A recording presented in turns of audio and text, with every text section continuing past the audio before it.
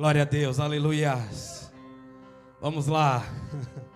Faz parte. 2 Samuel, capítulo 6. Glória a Deus. A partir do verso de número 5.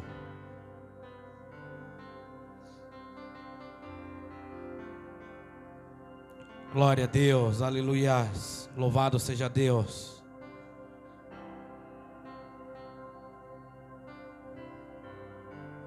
Quem achou, dá um glória a Deus bem forte. Aleluias. Diz assim: Davi e toda a casa de Israel se alegravam perante o Senhor, com todo tipo de instrumento feito de pinho, como também harpas, saltérios, tambores, pandeiros e símbolos. Quando chegaram à eira do campo de descascar cereais, que pertencia a Anacom, os bois tropeçaram. Então Uzá estendeu a mão e segurou a arca da aliança. Imediatamente a ira do Senhor se acendeu contra Uzá, e Deus o feriu por seu erro, e Uzá morreu ali mesmo junto à arca de Deus. Davi irritou-se porque o Senhor irrompera em ira contra Uzá. Por isso aquele lugar passou a se chamar Peretes Uzá, castigo de Uzá, até o dia de hoje. Nesse dia Davi teve grande medo de Yahvé e questionou: como poderá vir a arca de Yahvé para ficar em minha casa? Por esse motivo ele desistiu de levar a arca do Senhor direto para a cidade de Davi. Em vez disso, levou para a casa de Obed-edom de Gate. Amém?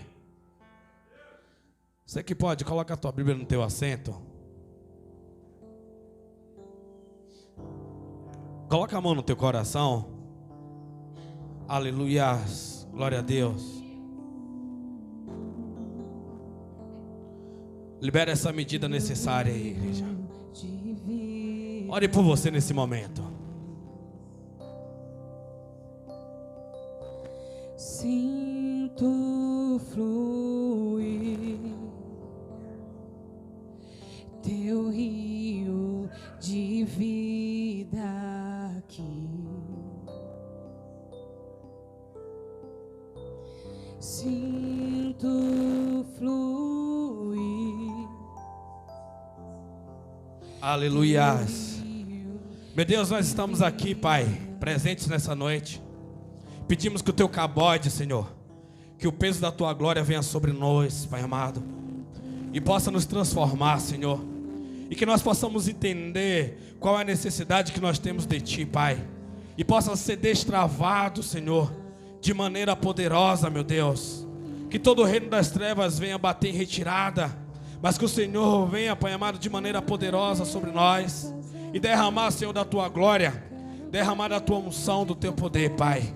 No nome de Jesus, amém. Podemos se assentar, mas senta glorificando o Senhor. Aleluias, glória a Deus. Igreja, sempre que nós falamos do capítulo 6, nós temos o mau costume de pegar um texto ali, de pegar o texto e ver a palavra mais relevante que tem nele e dar ênfase só aquilo.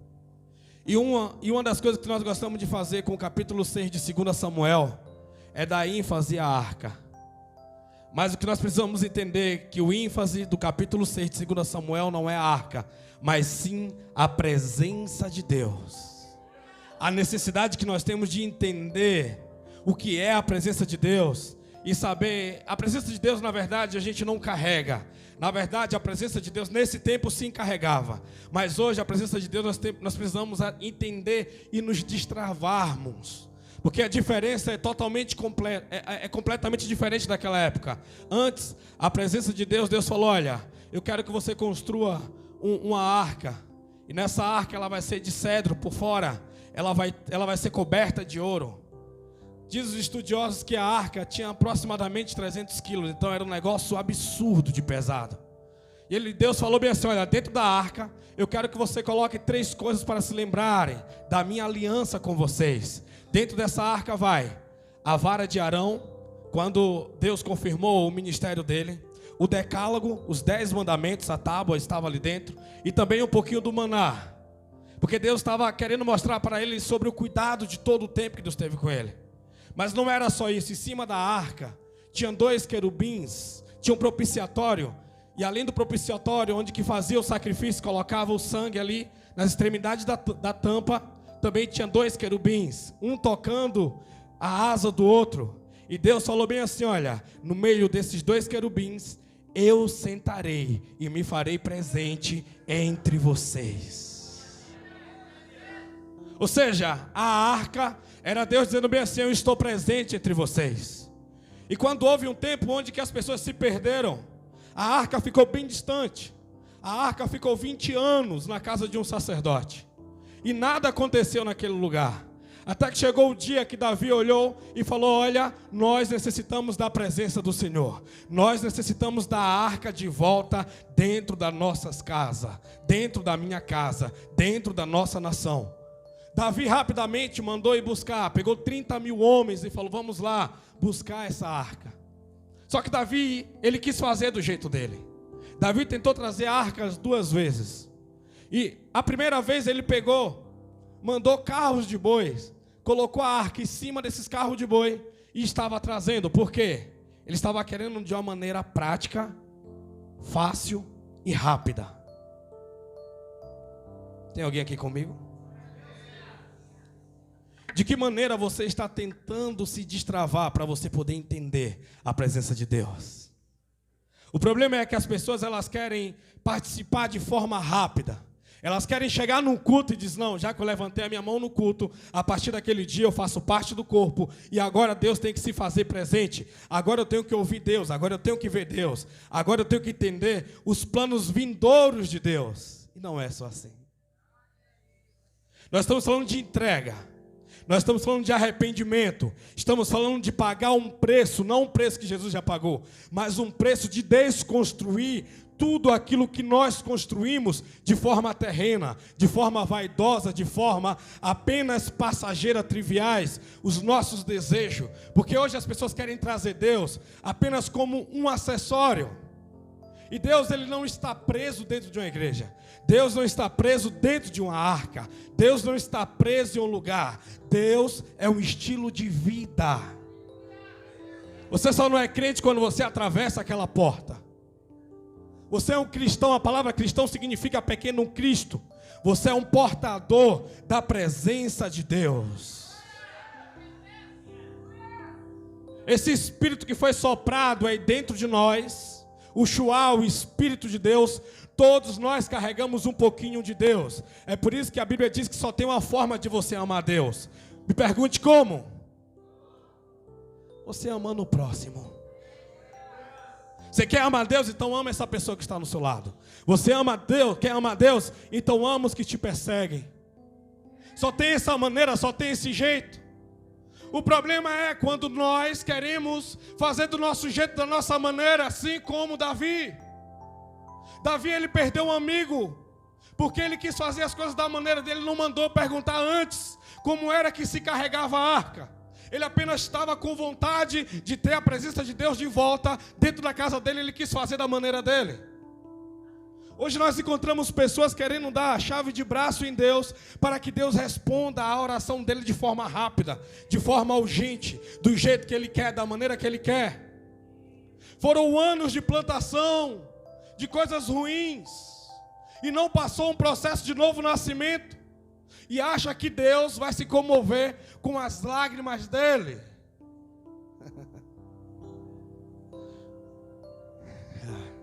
Vamos lá. O seu sofrimento não vai fazer Deus mudar de ideia. Meu Deus, Deus tem falado isso demais ultimamente. O que faz Deus mudar de ideia é um coração arrependido, é um coração contrito, É você dizendo: ei, independente do que esteja acontecendo, eu quero te servir, porque o principal motivo de eu estar vivo é poder te adorar. O principal motivo de eu estar aqui é para apenas engrandecer o teu nome, sentir a tua presença e fortalecer-me aos teus pés.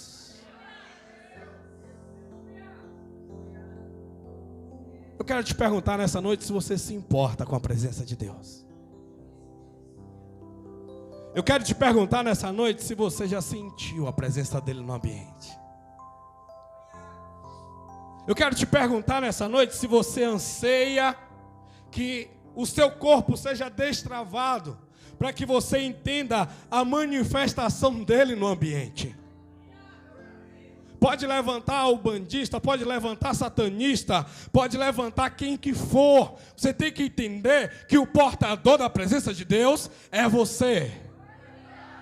É você o portador da presença de Deus. E se Deus é por nós, quem será contra nós? O problema é que você tem na sua mente que Deus está com raiva de você. O problema é que você tem na sua mente que Deus ele quer pregar uma peça em você. O problema é que você tem na sua mente que você não é mais digno, como se algum dia você fez alguma coisa para se tornar digno. Porque o que te dignifica não é as suas obras, não é quantas pessoas você batizou um dia, não é quantas pessoas você evangelizou, não é quantas músicas você cantou, não é quantas vezes você pregou, não é quantas vezes você subiu no monte, mas é o que Jesus fez. Foi a morte no Calvário dele que nos fez, que nos deu dignidade de entender a presença. Foi a morte dele que através da morte dele, quando ele morreu, a Bíblia diz que o véu foi rasgado. E Deus estava dizendo: eu agora estou pronto para vocês. Agora não precisa mais matar animais para poder aspergir pecados, para poder cobrir os pecados. O Cordeiro perfeito acabou de morrer. A Bíblia diz que naquele dia houve um grande terremoto, no dia da morte de Jesus. Que os mortos que estavam ali naquela região ressuscitaram. Ressuscitaram na morte de Jesus. Agora eu quero que você imagine comigo. Pense comigo. Imagina o que aconteceu no dia da ressurreição. Se na morte houve relatos de vida, imagine na ressurreição o que é que aconteceu. Na verdade, Jesus precisava explicar, porque nós precisamos entender o que está acontecendo. Porque a Bíblia diz que quando nós não entendemos, o maligno vem e rouba aquilo que é nosso. Então Jesus passou 40 dias na terra testificando, provando a ressurreição dele e direcionando a igreja para um dia, o dia de Pentecostes. Direcionando a igreja e avisando sobre o poder que viria, que seria soprado. Dizendo: ei, o mesmo poder que habita em mim também vai habitar em vocês. Vocês lembram lá no capítulo 14 de João que eu falei que obras maiores vocês fariam? Ele diz que eis que toda autoridade está comigo. Estarei convosco todos os dias até a consumação do século. Estarei convosco todos os dias até a consumação do século. Se a presença dele, se a promessa dele não é importante, nada mais pode ser importante. O problema é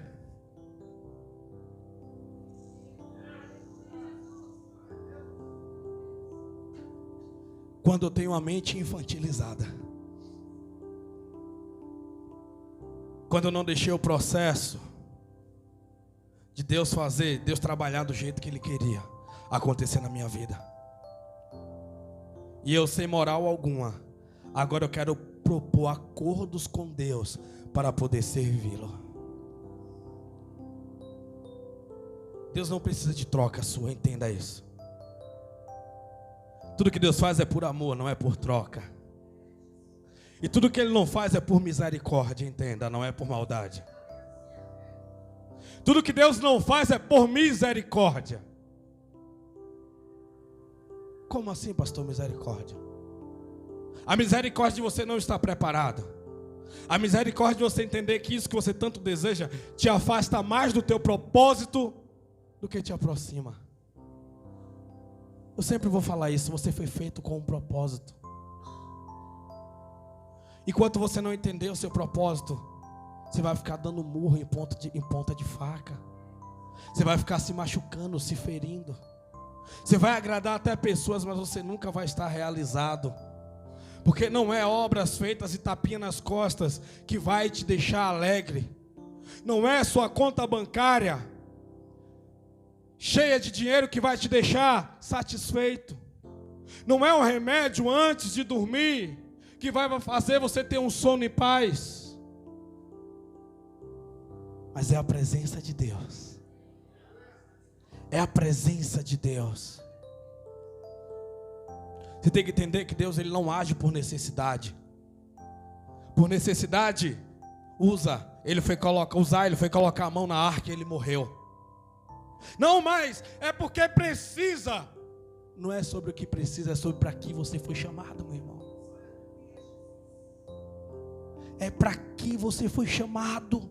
É as promessas que você fez diante de Deus. É o que Deus começou a fazer através de você. E você entender o propósito. Não é sobre uma porta maior ou uma porta menor. Não é sobre um lugar melhor ou um lugar pior. É sobre o centro da vontade de Deus. É sobre o centro da vontade de Deus. Quando é que você vai começar a se importar com a vontade de Deus? Deus não é refém dos seus sonhos, entenda. Deus não é refém da sua vontade, entenda isso. Deus ele não te deve nada para ter que fazer algo, para depois você começar a fazer para Ele. Não é sobre a sua necessidade, mas é sobre quanto você ama.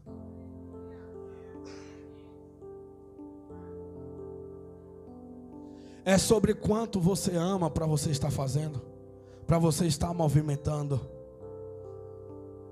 Aonde abandonaste o teu amor? Aonde abandonaste o teu amor? Não dá para movimentar o reino sem amor.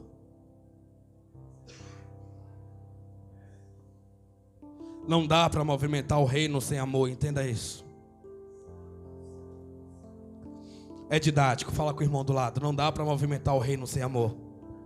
Mergulhar no teu rio, eu quero beber de tua fonte, eu quero beber de tuas águas. Vou mergulhar no teu rio, vou mergulhar no teu rio. Aleluia. Eu quero beber de tua fonte, eu quero beber de tuas águas. Vou mergulhar no teu rio. Entenda isso. Quando Davi ele viu o amigo dele sendo morto pela ira de Deus, pela falta de sabedoria, pela falta de conhecimento, Davi falou: é melhor não levar essa arca. Vamos deixar essa arca onde? A casa mais próxima, que é de Obed-edom. Vamos deixar lá. Colocaram a arca na casa de Obed-edom. Lembra aqui comigo, quanto tempo ficou a arca na casa do sacerdote? 20 anos, nada aconteceu, a Bíblia não dá relato algum. Sabe por quê? Aquilo que era santo, aquilo que era sagrado, ele banalizou. Ele deixou como coisa comum. Ele deixou como apenas mais uma coisa. Ei, você poder congregar, isso é sagrado. Você poder adorar com os irmãos, isso é sagrado. Não tenha como mais um culto, não tenha como eu vou lá. Ei! Por favor, não ache que isso ali é uma porta giratória de bênçãos, a qual quando você passar ali, as coisas vão acontecer. A qual quando você passar ali, as coisas elas vão fluir, elas vão funcionar. Por favor, não tenha essa mente, não tenha essa ideia.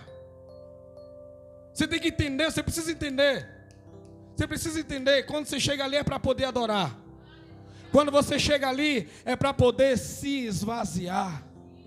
Quando você chega ali é para poder se prostrar aos pés de Jesus e dizer: Senhor, eu não sou digno, mas o Senhor me ama e eu quero retribuir esse amor, eu quero te amar também. Ressuscita esse amor no meu coração, ressuscita esse amor na minha mente, ressuscita esse amor em meu espírito. Não condicione aquilo que você necessita com o que Deus ele vai fazer com você. Porque as promessas de Deus é muito maior do que a necessidade que você está passando hoje.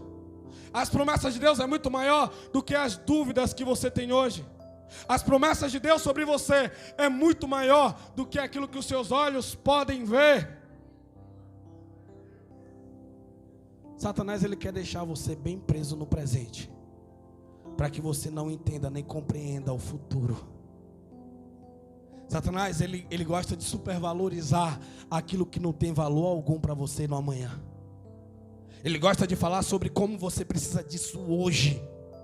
Como você precisa disso hoje. Se você perder, como você vai ser triste, como você não vai conseguir. Não tem nem utilidade, mas Satanás conseguiu canalizar a sua necessidade àquilo que ele controla, àquilo que ele tem domínio, àquilo que ele pode mandar. Porque logo quando você deseja e você se torna escravo dos seus desejos, se você é escravo dos seus desejos, ao qual é algo que Satanás controla, você acaba se tornando escravo de Satanás. Tem alguém aqui comigo? Aí você fala: Senhor, me liberta das minhas amarguras, me liberta dos meus desejos, Pai. Me liberta de tudo que é terreno, Senhor. Apóstolo Paulo, ele teve que se libertar das pessoas para poder servi-las. Ele teve que se libertar das pessoas para poder servi-las.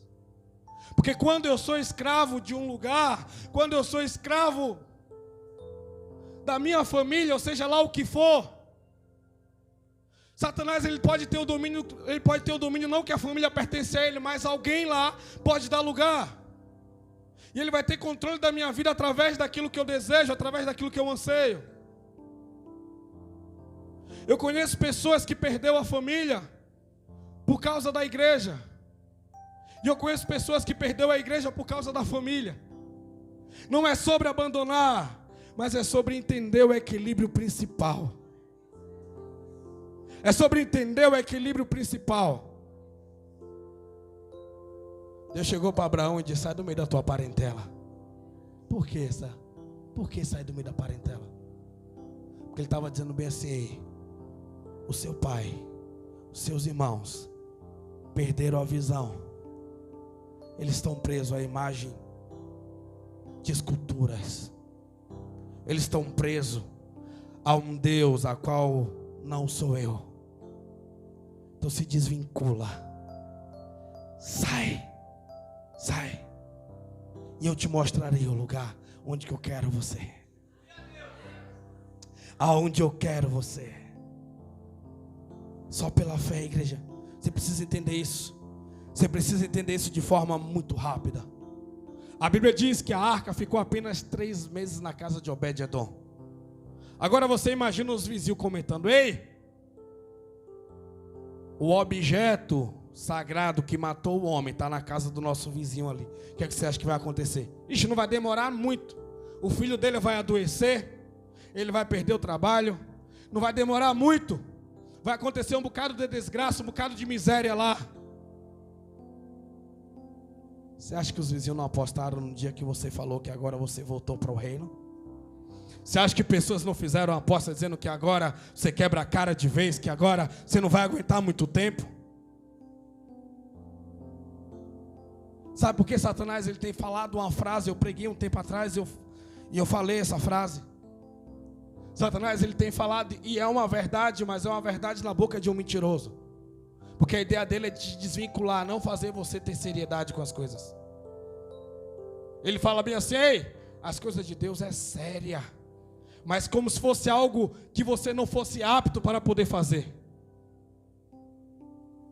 Como se fosse algo que você tivesse que se afastar, porque você não foi chamado para isso, porque você não está pronto para isso. As coisas de Deus é séria? Sim, ela é. Mas você foi chamado para poder manuseá-las.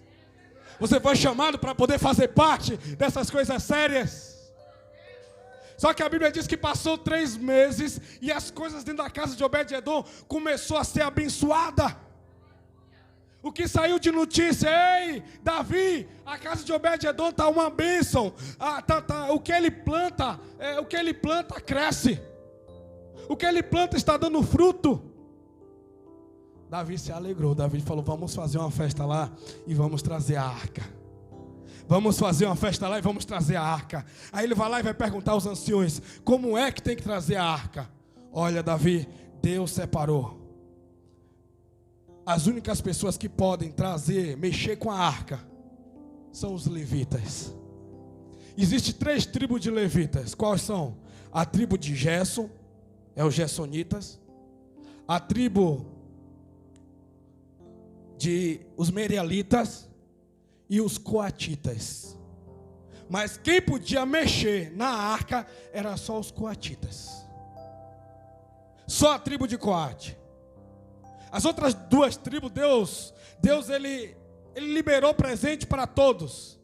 Mas quando chegou na tribo de Coate, ele falou assim: olha, vocês não vão ganhar nem bois, vocês não vão ganhar camelos, vocês não vão ganhar nada. A única coisa que vocês podem fazer é carregar a arca. A única coisa que vocês podem fazer é carregar a arca e ir a pé. Como era que tinha que ser feito? Eles davam 6 passos.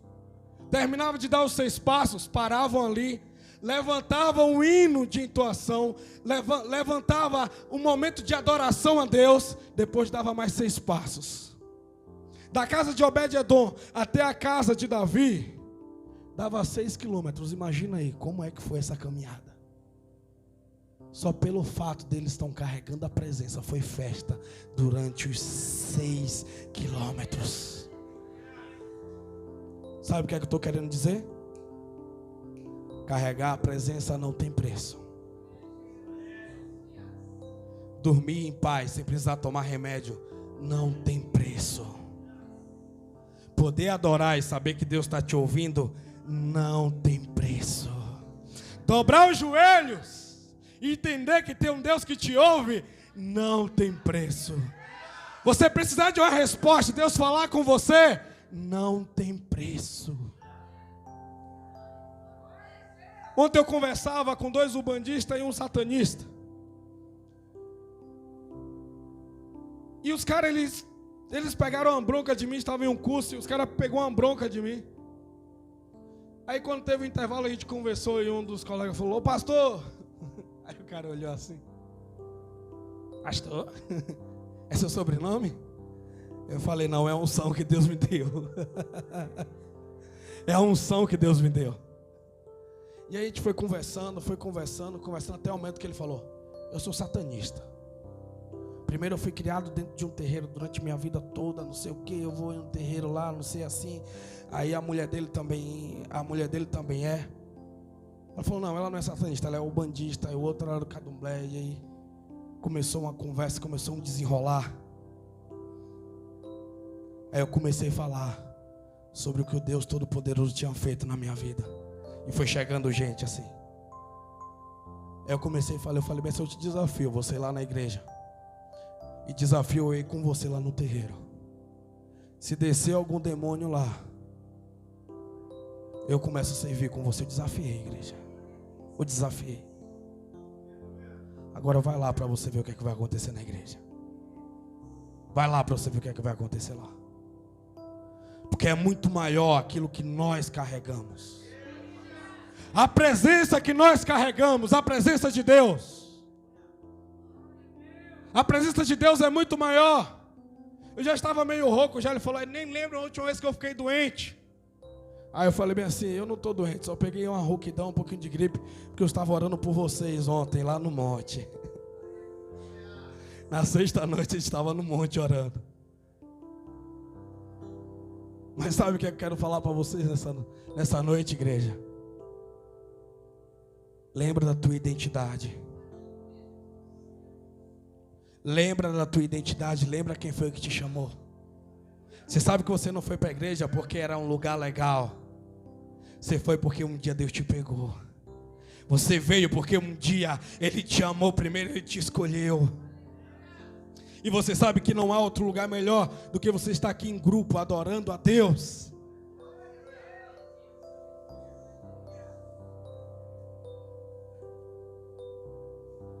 Para nós irmos embora,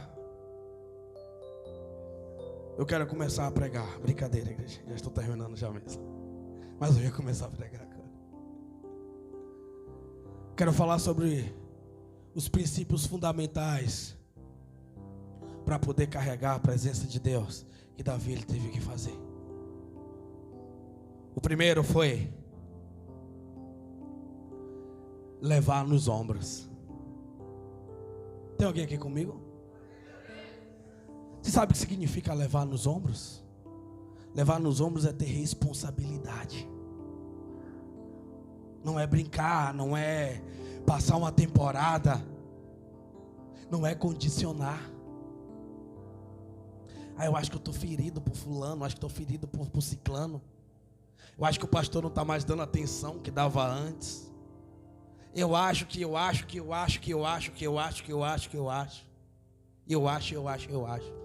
acho muito. Os irmãos que acham os irmãos da axiologia. Os irmãos da axiologia, os irmãos que acham tudo. Só não acham a salvação deles. Só não acham a identidade deles. Só não acham o posicionamento de filho. Só não acham a responsabilidade. Carregar no ombro é ter a responsabilidade. Carregar a presença no ombro é dizer, eu estou disposto. Eu estou disposto, não importa qual é o preço que tem que pagar. Eu quero ter essa responsabilidade, Senhor. Eu quero ter essa responsabilidade, isso é suficiente. É você não voltar atrás. É você não ficar com o espírito de alguém que tem que estar sempre sendo cuidado e nunca cuidar de alguém.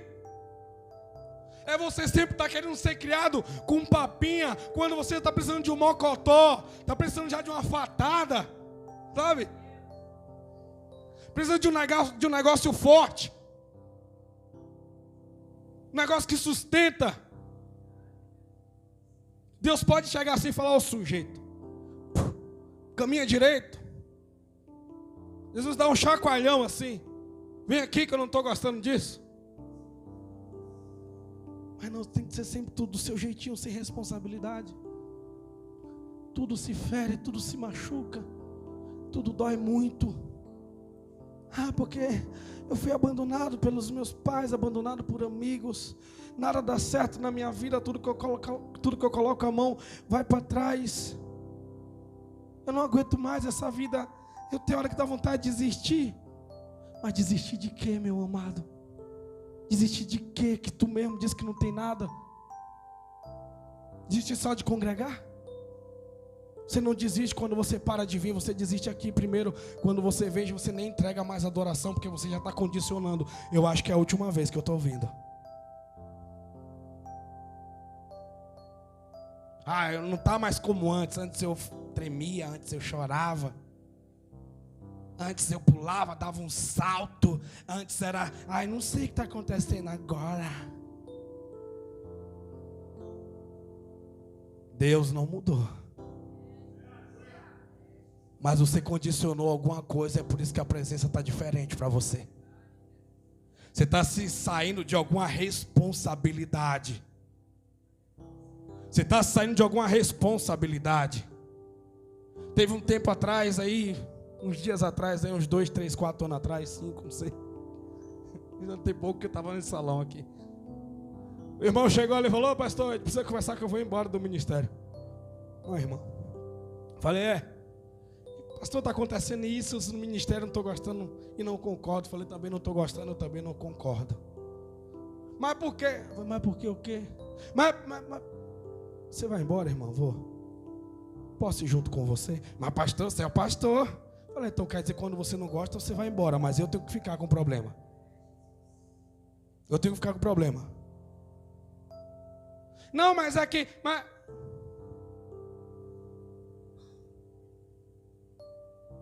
problema é que a gente quer condicionar muita coisa. O problema é que a gente quer estar muito cheio de razão. A Bíblia diz: suportai-vos uns aos outros. E suportar não é tipo, se falar comigo bem, se não falar. Essa palavra suportai-vos, no original significa carregar o próximo. Carregar o próximo, carregar o próximo. Você acha que a sua função é só vir aqui, sentar na cadeira, dar uma nota para o grupo de louvor, uma nota para o nível de pregação, e depois vai embora e dizer: eu não gostei muito? Fácil, né? Onde você estava quando eu estava de madrugada me preparando para esse momento? O que é que você estava fazendo? Onde você estava à tarde quando eu estava preparando esse esboço para estar pregando aqui? Onde você estava quando a gente chegou aqui às 17h30 para poder estar ensaiando por esse louvor aqui?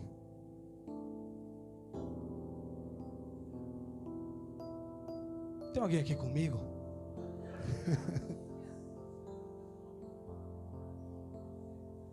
O reino é muito maior do que você imagina, meu irmão. O reino é muito maior do que o que você imagina. É muito maior. Você não foi chamado para ser jurado de igreja. Você não foi chamado para dar nota e valor do que aconteceu no louvor, do que aconteceu na mensagem. Você foi chamado para adorar. Você foi chamado para entender a necessidade do corpo. Você foi chamado para entender a necessidade e dizer: eis-me aqui. A gente tinha um culto todo domingo, primeiro domingo do mês eu queria fazer culto aqui. A gente começou 1, 2, 3, sabe o que acontecia? O irmão vinha de manhã e à noite não queria vir no culto. A última vez faltou 10 pessoas. Falei: não, a gente vem de manhã para sair cheio e à noite entregar. Tirei. A gente precisa entender o que é responsabilidade. A gente precisa entender o que é responsabilidade. A responsabilidade de carregar a presença de Deus. A responsabilidade de dizer: eis-me aqui, Senhor, eu preciso tomar uma decisão na minha vida. Entender que a presença é fundamental, crucial. Um dia Moisés, ele está assim, de Senhor, tem que ser desse jeito, dessa maneira. Esse povo está assim, tá bom? Vou resolver o problema para vocês. Eu vou mandar um anjo na minha frente. Um anjo na frente de vocês. Moisés olha assim e diz: negativo. Sem ti não irei. Sem a tua presença nós não iremos. Pode vir um anjo, pode vir um querubim, pode vir um arcanjo, pode vir um serafim, mas nós queremos a tua presença. Sem ti nós não sairemos daqui. Sem ti nós não sairemos daqui. Moisés, então eu vou matar esse povo todo e vou te dar um povo novo. Moisés: não, Deus, que é isso? Que o Senhor te arrependa? Deus falou, ele entendeu direitinho. Deus não estava querendo matar. Deus estava querendo que se levantasse o intercessor, e Moisés entendeu. Moisés intercedeu pelo povo. Não, que o Senhor tenha misericórdia dele. Que o Senhor tenha misericórdia do Zezinho, que não quer nada. Que o Senhor tenha misericórdia da Juris Creudes, que só reclama. Que o Senhor tenha misericórdia do Juris Croides, que não se envolve, não lê a Bíblia, não busca a Deus, mas quer oportunidade. Não, que o Senhor tenha misericórdia, mas que o Senhor faça do teu jeito, da tua maneira, Pai. Tem alguém aqui comigo? A responsabilidade é muito maior do que você imagina.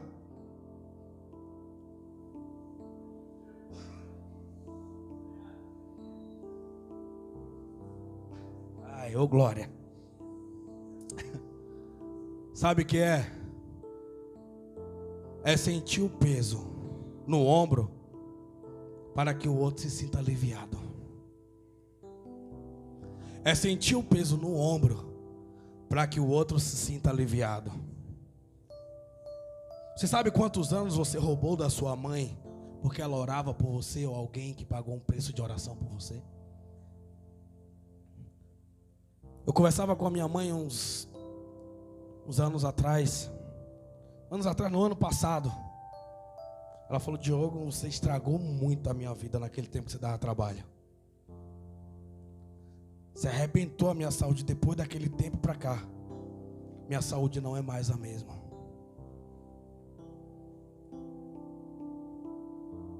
É sentir o peso no ombro para que o outro esteja aliviado. Hoje eu sei qual é o peso que eu carrego no meu ombro.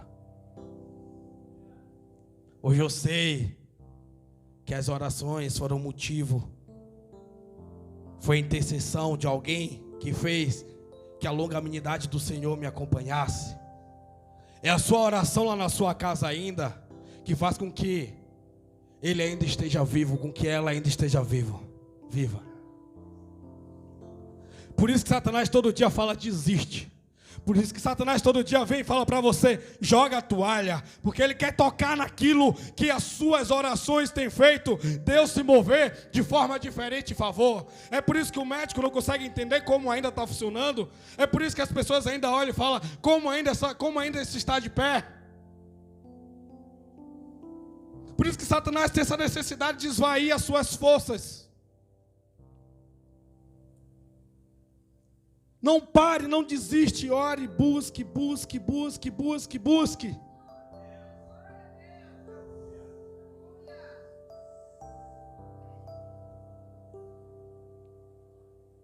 Último princípio.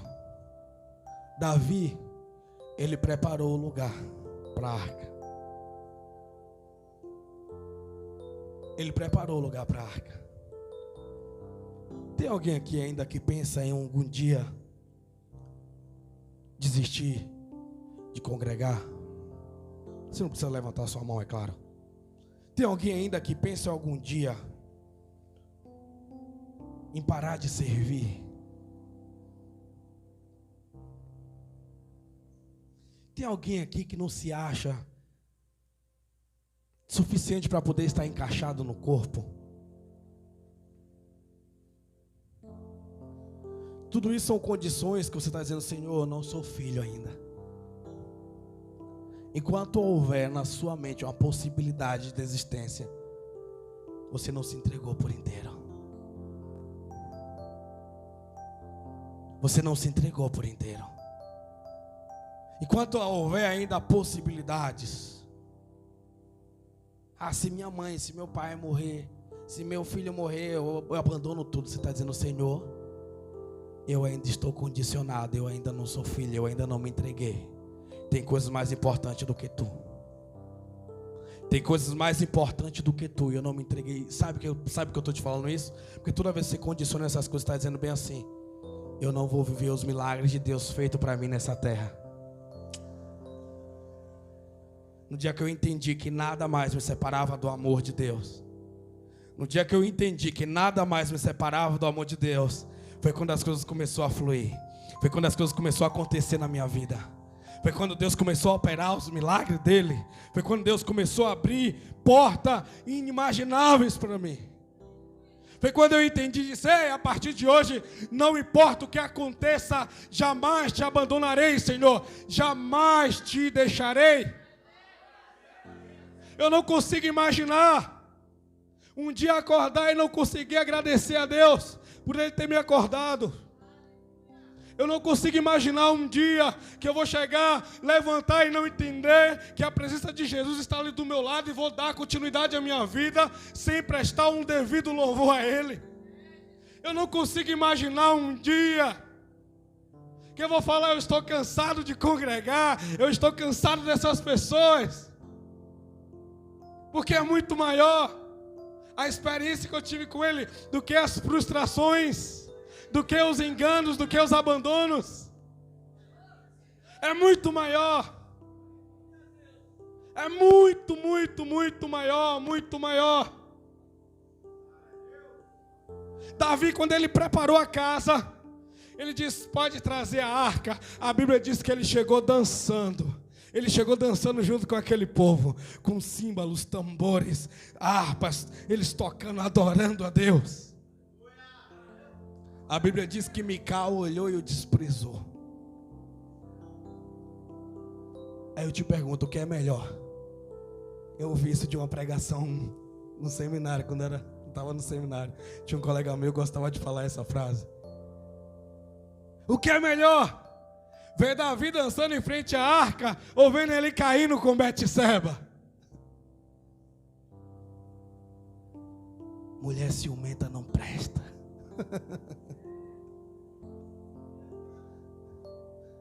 Tem alguém aqui comigo?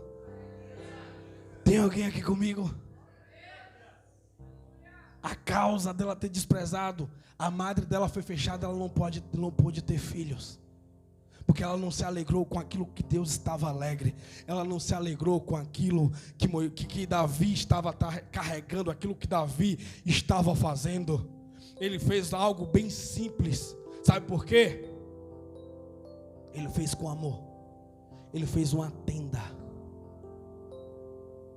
O templo de Salomão era algo extraordinário. Era dividido no átrio exterior, átrio interior e o Santo dos Santos. No Santo dos Santos estava a arca e apenas o sacerdote podia entrar uma vez por ano. Davi estava diante da casa de Deus todos os dias, ele entrava lá, apaixonado. É por isso que o livro de Amós diz que Deus anseia pela restauração da casa de Davi, da casa de oração que Davi fez, da tenda de Davi. E lá no livro de Atos, em um dos concílios, um dos apóstolos levantou e falou: ei, Deus anseia pela restauração da tenda de Davi. Sabe o que é? É você estar diante da presença de Deus todos os dias. É você viver esta presença. É quando você entender a sua identidade. Não é que não há problemas, mas é convicção e certeza da solução deles. Tem dia que nós estamos assim, sabe, meio carregados.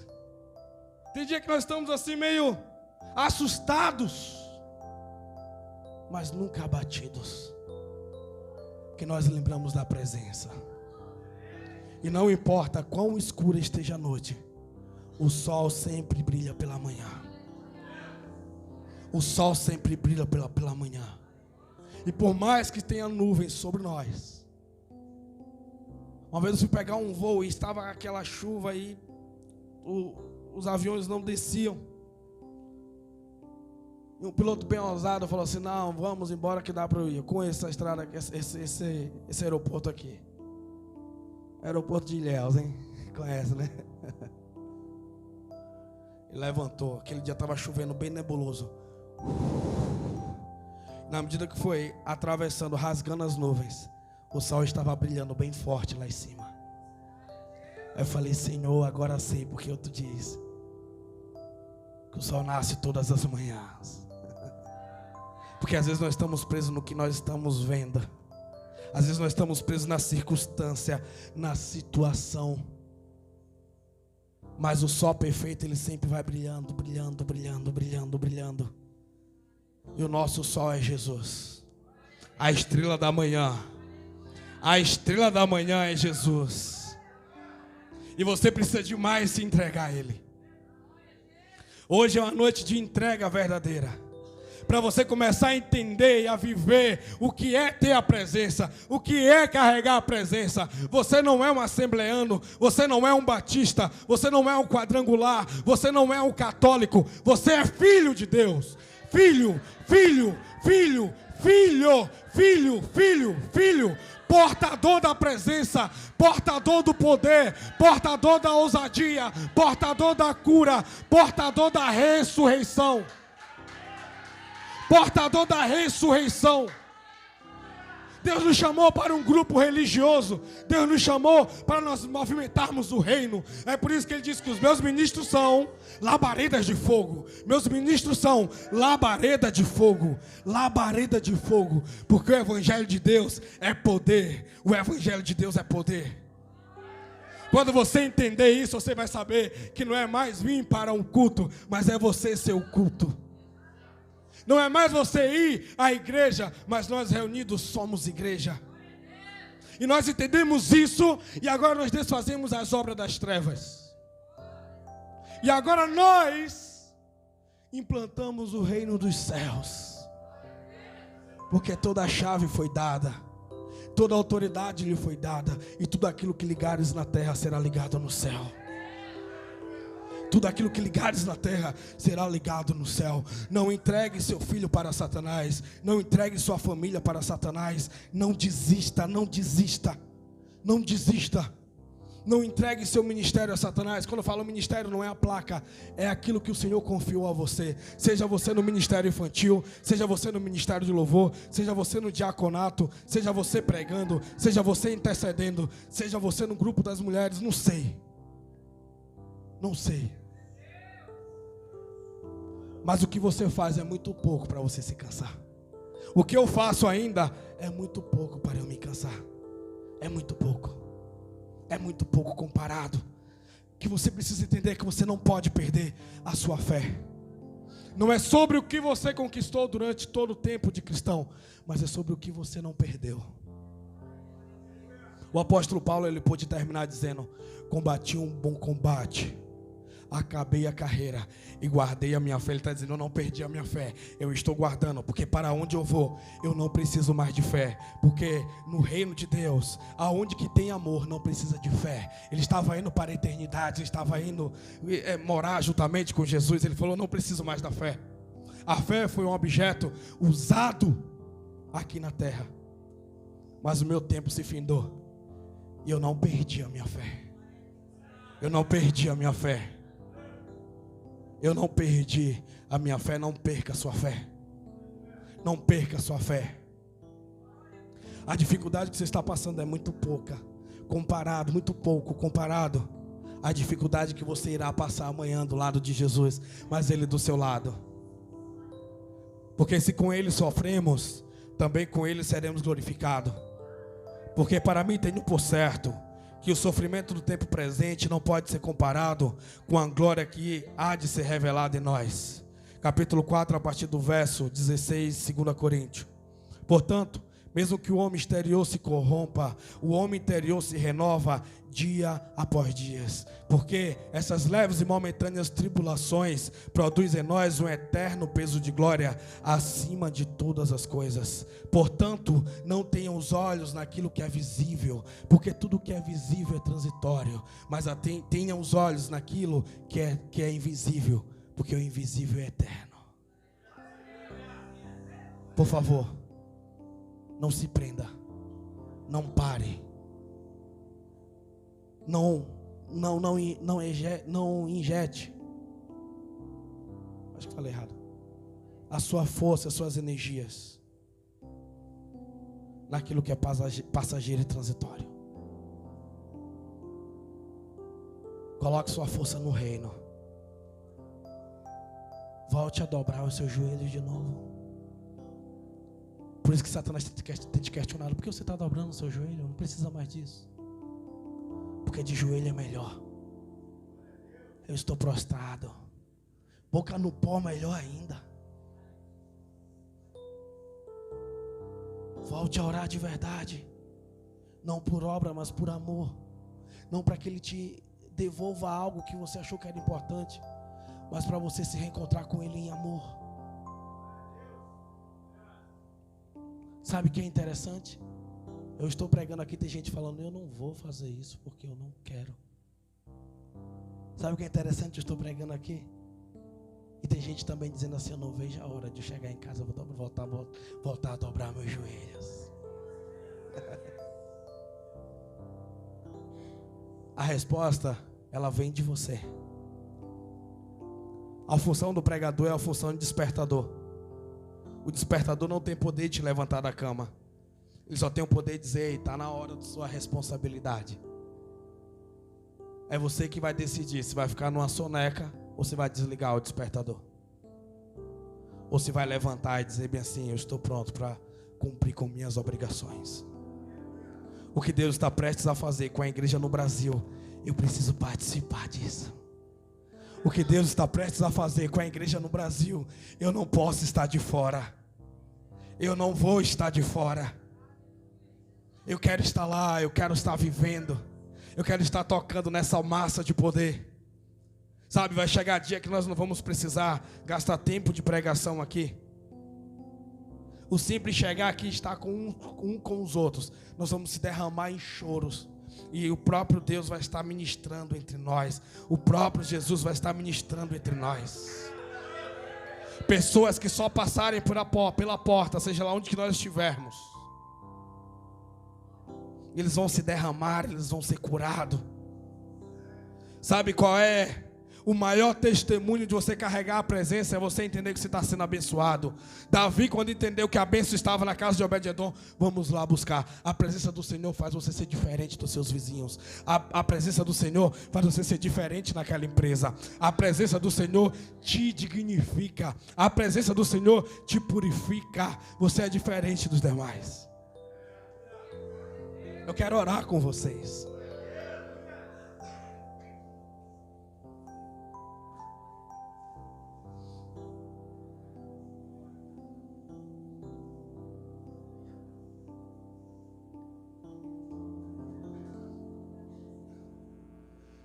E vou pedir para vocês aproveitarem também, orar por mim também. Amém.